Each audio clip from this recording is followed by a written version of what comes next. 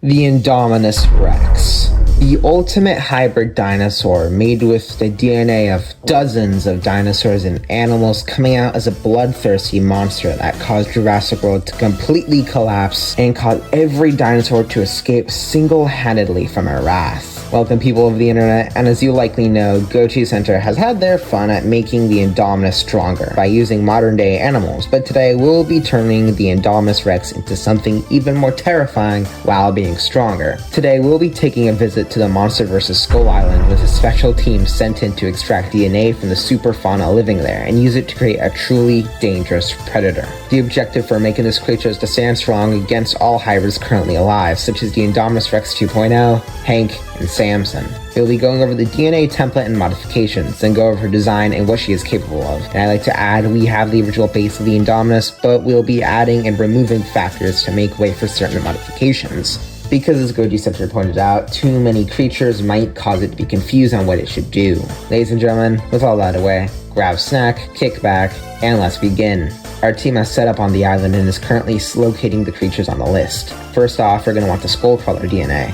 Next, the Siren Jaw. I know this sounds a bit crazy, but trust me guys, trust the process. Then, the Spirit Tiger. And if you don't know who that is, it's a small, unpopular titan, compared to the other ones at least, that has hallucinogenic aura coming from her antlers. And for the OG Monsters fans of Skull Island, the Magma Turtle, and unfortunately we will be replacing the Velociraptor's DNA with another creature, the Death Jackals. And yeah, you might think they're dumb, but don't worry, trust me, everything will go well, because Death Jackals are much smarter than what they're given credit for. Next up, almost at the end, we are adding the Killer Chameleon. And yeah, you can already guess that we're replacing the original chameleon DNA. And for our last creature, we're taken to the skies for the Psycho Vultures. Extremely fast and also crazily insane vultures that literally shoot lightning.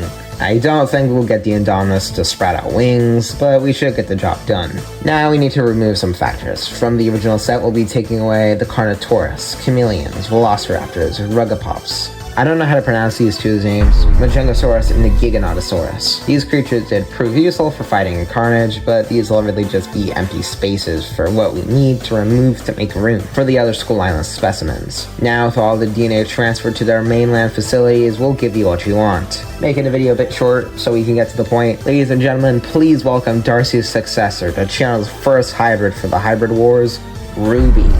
Ruthless Ultra Bioengineered Rutaja. Credits to this guy for helping us come up with a name. She has been trained to kill and nothing else. But before we get into her strength, let's cover why she has changed so much.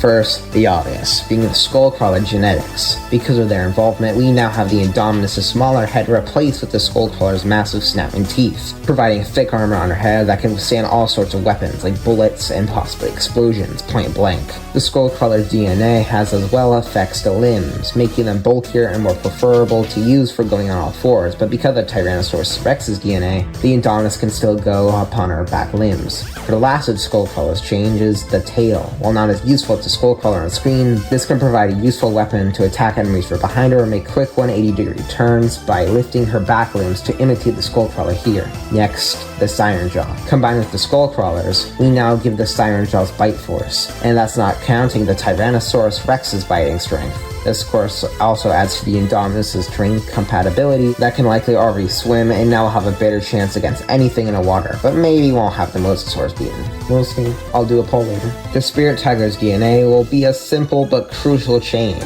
the Indominus having the ability to control the hallucinogenic aura to make anything nearby she's hunting to be absolutely terrified and not be prepared to defend itself while reality is literally warping around it, giving Ruby the horns of the Spirit Tigers. Next, the Magma Turtle, a simple one, but now the Indominus' hide will have the thick stone-like properties, will be more durable than the original Indominus, along with the temperature resistance to any extreme heat. Next, the Death Jackals. As we can see on its back, she will have the Death Jackal's back spines that will prove extremely strong and would slice anything on her back like any velociraptors or small carnivores that jump onto its back. And for our last creature, the Psycho Vulture. This would probably have the most internal changes, being able to now shoot lightning from her body. I'm not kidding, she can literally just shoot lightning now.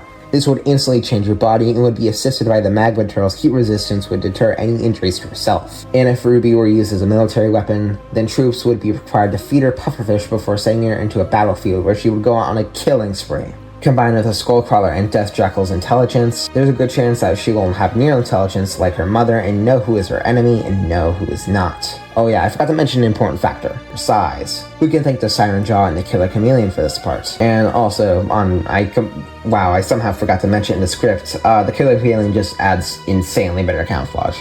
Now, onto the size. Meet Ruby, standing at 48 feet, a length of 81 feet, and a weight of 33 tons. But now, into something I haven't really written to the script, so bear with me, this is just off script. How would she do against the Indominus Rex 2.0?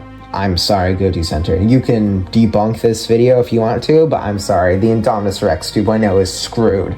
Her hands would be enough to just grab the Indominus 2.0's head and crush it.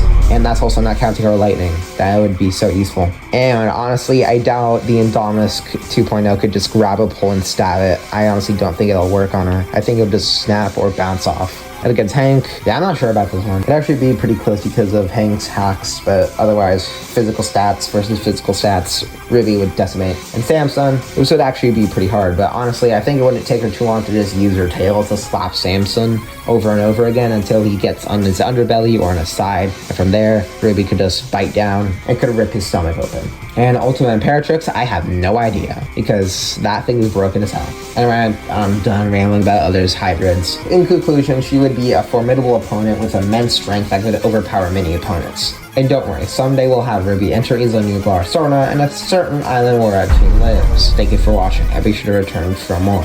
I encourage someone to make an Indominus Rex 4.0 because this is just getting awesome.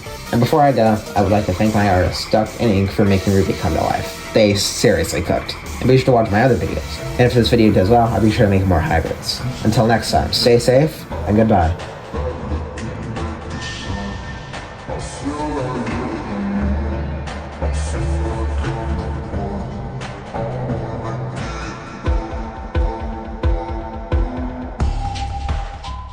Also, Ruby one-shots the Indominus Rex 2.0 trust.